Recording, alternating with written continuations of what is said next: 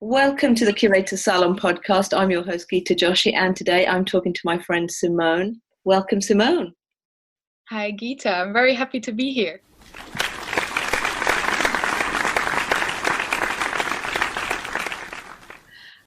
We met in Venice in late 2018 when I was there for the Venice Biennale. And we had some great conversations around the Biennale itself, the art market, logistics of the festival, all sorts of things. So it's great to have you on the show. Simone works for the European Cultural Academy, which is a sister organisation to the European Cultural Centre. And I just wanted us to talk to our listeners more about the Venice Biennale as a structure, because, as you know, there is the national pavilions, which is what most people know about the Venice Biennale. This is really what gets represented in the press, national participation, which means, all the countries that are taking part are then promoting their artists within their home countries, particularly across the media. And that's what it's known for. But there are other ways of getting involved. So let's talk about the next layer of that, which is the collateral events. And then under that sits the fringe events. You've had quite a bit of experience with collateral and fringe events. Talk to us about that. The European Cultural Centre is actually organizing exhibitions since more than 15 years, and they can be seen as a collateral event, but also as a fringe event of the Venice Biennale. And basically what they're doing is they have 4 palazzos in Venice and 2 public gardens, and they host over 150 participants from around 38 countries annually. So that's quite a lot. And the Academy, on the other hand, is the sister organization who offers short courses in art, architecture, and urban design. And these courses take place in Venice parallel to the Venice Biennale.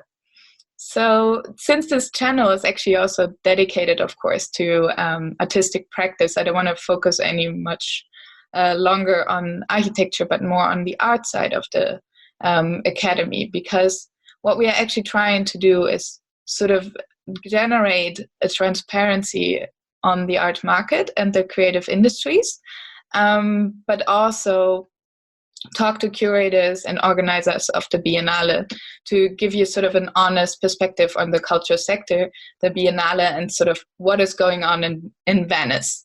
What you have to understand is that the Biennale is sort of divided into its main exhibition, which is curated by the selected curator each year by the Biennale team.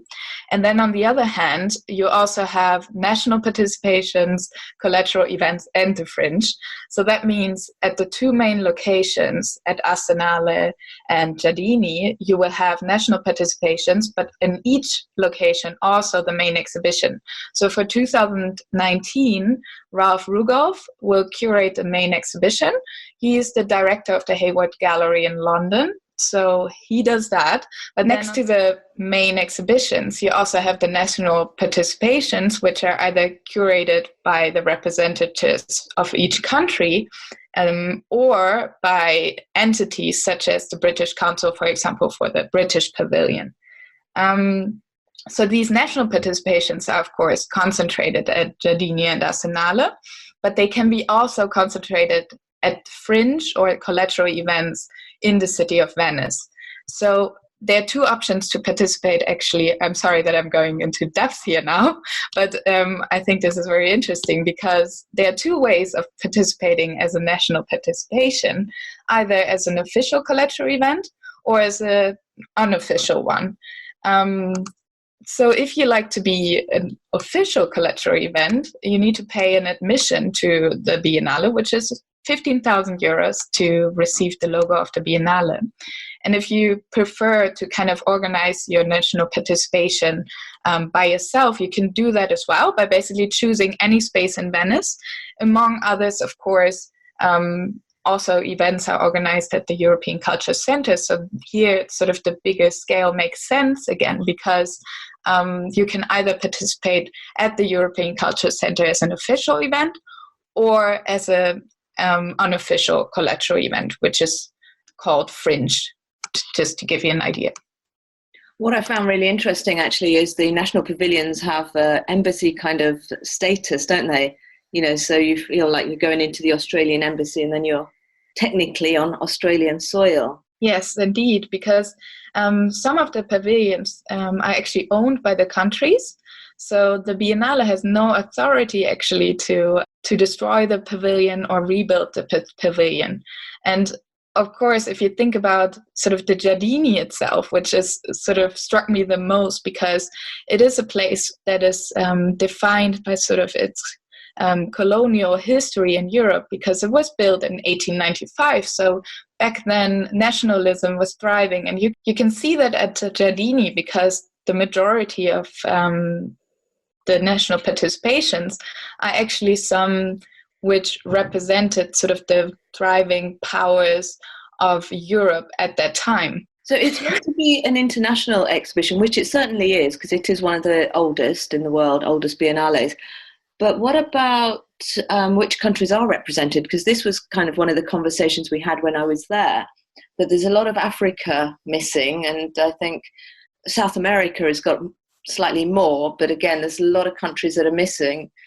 Have you heard anything about that expanding? Just to give you an idea, the Giardini itself is not expanding anymore, and the Biennale also says that they are not including any further national participation in there. But their argument is that you can always participate with the national participation inside the city of Venice or at the Arsenale, where you can basically also still rent spaces for participation as a national embassy. And indeed, it has the structure of being sort of functioning as an embassy. What we saw last year were some of the collateral events, like the Victoria and Albert Museum, I think it was, and they had a pavilion for applied arts.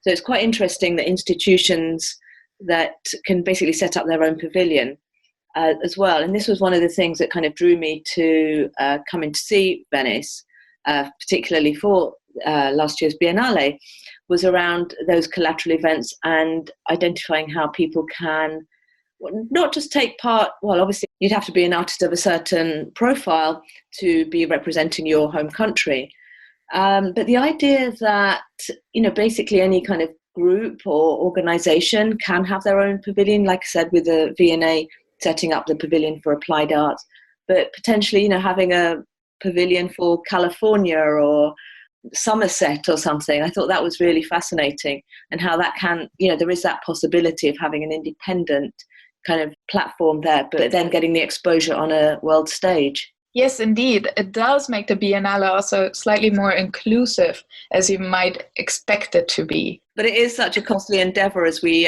were talking about before as well. It seems like there's only about, 3 or 5 shipping companies that are allowed, that have the permission to transport artwork from the airport or from the mainland over to Venice, which is obviously an island. So in itself, those costs naturally go up. Then if you wanted the official Biennale badge, then that was, I thought it was €25,000, but maybe it's 15,000. And then all the other things, the other cost implications of that, which is one of the things I really like about the ECC, that really help, you know, anybody that's sort of looking to take part at that level, would sort of help them get funding from their home countries and, you know, other sponsorship and things like that, as well as not just arranging logistics on the ground. Yes, indeed. It is quite a costly endeavor, and especially if you keep in mind that the transportation costs from sometimes Canada to Venice are less expensive than transporting objects from Venice Airport to the historic center and into the building itself. It becomes sort of a logistical nightmare. We always like to tell also some anecdotes about some people never wanting to exhibit in Venice again because unfortunately they dropped all their marketing material into the rivers of Venice. But that is, of course, a risk to take, but it is also some of a charm that comes along with it. I believe in one of the next episodes, you're also going to talk to Sami, who is the curator of the Pakistan Pavilion, and he will probably also tell you some stories about the logistics related to that. But yes, indeed, with the ECC itself, you get great experience as well in terms of understanding what it means to exhibit in a historical palazzo, which has all kinds of regulations. So you come across all sorts of logistical problems that you wouldn't have in a regular white cube scenario in your local gallery. And that includes things like the administration and things that you get across Venice, because obviously it's a historical city, which is all about its own history. It's all about preservation. Unlike any other city, really, it's not about moving forward. They're not building, residential tower blocks or anything. Everything is about its own sort of preservation, history, keeping it as it is. There's also regulations very particularly around where you're allowed to hang your banners and the prospect of being fined if you've got it 2 railings over. It's really quite complicated compared also, I mean, that's outdoors, but even when you're indoors, like you said, with the palazzi that the ECC run, there's a lot of not touching the original architecture when you're installing the artwork, isn't there?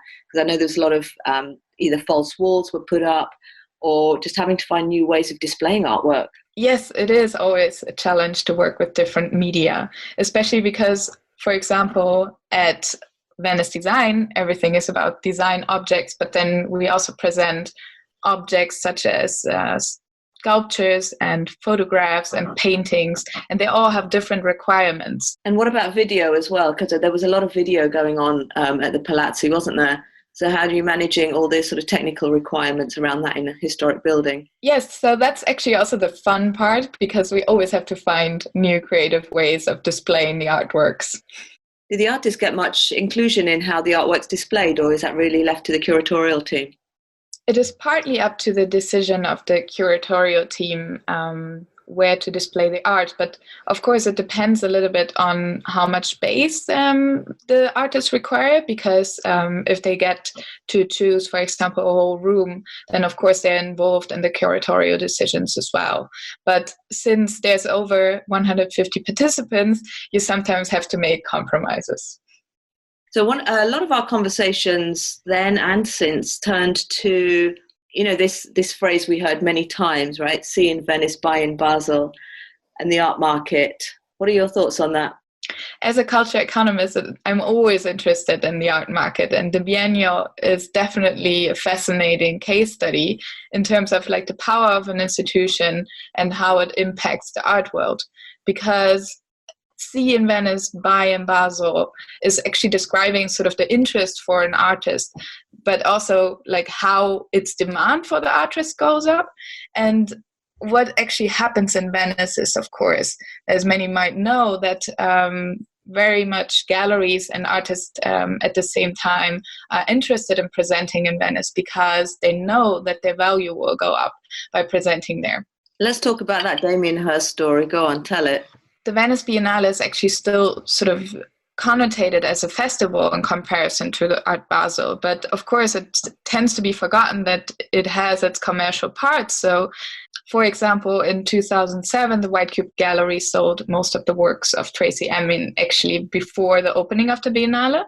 So there is, of course, some kind of sales going on, but the Biennale is not the platform for this. And actually, in terms of the demand for artists and the rising demand of them, there's also this case of the Damien Hirst exhibition, which was a large-scale exhibition at the Bienniale Foundation in 2017.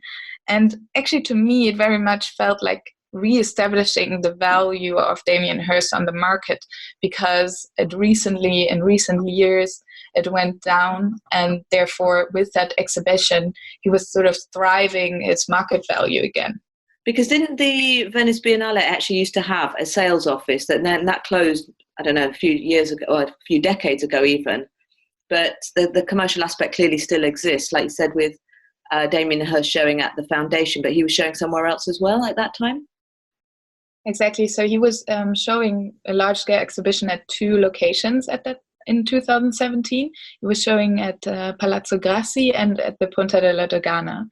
And the sales office actually of the Biennale, closed in 1969.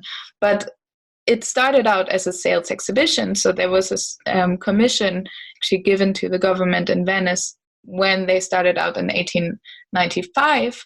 But due to student protests of its commercial role, it closed down in 1969. But since then, there have been actually efforts also made that the sales office would open again in 1993, but it hadn't succeeded yet. And I think that's also due to the sort of connotation that we were talking about it earlier as well, that it is seen as a festival. It is a biennial, so it's not an art fair in itself. Well, I am really looking forward to being at the opening in May. I look forward to seeing you then as well. And you have an Intro to Venice Biennale course running in May as well, is that right? Yes, indeed. So during the opening week, we're going to have another course, which is called Venice Biennale Revealed. And in that course, we're going to focus on the Biennale itself. We're going to visit artist studios, meet the curators and makers of the Biennale and its collateral events. And I'm super excited to see you there, Gita. Yay, it's going to be loads of fun. So where can people find you online, Simone, or where can they find the ECC and ECA? So we have both websites. So you have the website of the European Culture Center.com and you have the website of the European Culture Academy.com. And you can find us on social media, of course, Instagram and Facebook, also under European Culture Academy. And I'm really looking forward to seeing you in Venice.